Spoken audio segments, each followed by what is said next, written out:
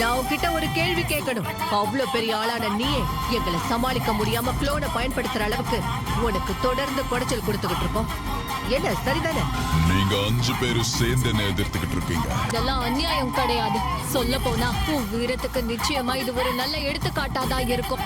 இருந்தாலும் இதெல்லாம் நியாயம் இல்லை. நியாயப்படி பார்த்தா நீங்க ஆளுக்கு 5 பேரை எதிர்க்க.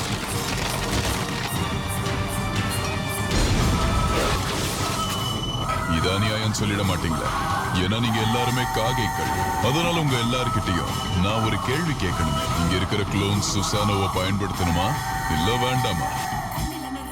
பறக்குது கைகளும் காலும் துடி துடிக்குது பற்களும் பசியில் நரங்குது கொள்ளுற நேரம் வந்தாச்சு. பூமியும் நடு நடுங்குது